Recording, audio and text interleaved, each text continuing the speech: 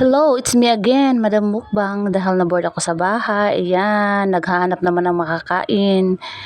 Si Madam Mukbang ay papuntang Balingasag. Ayan, papunta kaming Balingasag para maghanap ng pagkain. Medyo malayo-layo nga ang nilakbay ni Madam Mukbang para makahanap ng masarap na pagkain. Ayan, nadaanan nga ni Madam Mukbang yung Jollibee, pero hindi kami dyan kakain. Anyways, mag-grocery muna si Madam Mukbang ng pagkain dito sa France Town. Yan, di ba? Fast forward na lang nga natin yan. Tapos na si Madam Mukbang bumili ng mga pagkain. Magbabayad na si Madam Mukbang. Oh, yan, di ba? Ang ganda ng friends. Tapos, mamili ni Madam Mukbang. Ayan, naglakad-lakad siya patungo sa Balingasag Boulevard. Naghahanap ng magandang pastahan sa pagkainan. O yan, di ba ang ganda ng yung mga pamangkin ko. Char. Iyan, namili na kami ng ordering na pagkain. O di ba? Tagal makapili ng pagkain. Nagmumuni-muni lang ang lahat.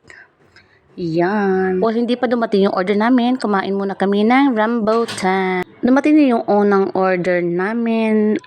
Yan. Pizza Hut. Ayayay. Mapapakain na naman ako nito.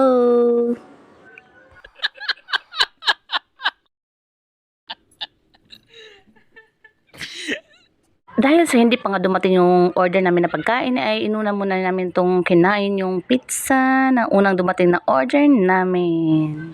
Dahil sa kakahintay ko sa in-order namin, ay medyo na-board si Madam Mukbang. Ayan, no? Na-board siya konti.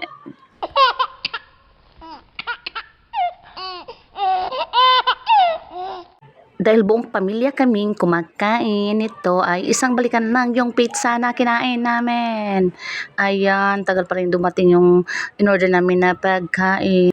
At sa wakas, fast forward na tayo, ay dumating na rin yung pagkain in-order namin. Ayan, no, nagkakagulo na kami sa aming pagkain. O, diba? Nag-pray muna si Papa, panalangin para sa pagkain. So, thank you Lord sa blessings. Huwag niyo talagang kalimutang magpasalamat sa pagkain natanggap namin, sa mga blessings. O ayan, si Madam Mukbang happy na. Sinimula na ang pagkain. Ang laki ng food dito guys. Ang laki ng kanilang chicken. At unless pa, ayan, lumi. Nag-order pa rin kami ng lumi. Mura lang dito ang kanilang chicken with unli rice and with drinks. Pagkatapos namin kumain ay naglakad-lakad na si Madam Mukbang sa May Boulevard. O ayan, picture-picture na tayo guys. Dahil matapos ng kumain, o ayan o, di ba? Busog-lusog family. Tsak! Pak! O, di ba? Ang ganda ni Madam Mukbang dyan.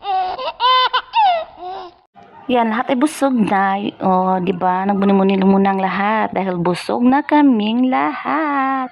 Thank you Lord sa blessings. Dapat nating ipagpasalamat sa Diyos ang ating pamilya. Ang magkaroon ng isang tunay na pamilya na may pagmamahalan ay napakalaki ng kayamanan. Bye-bye for now.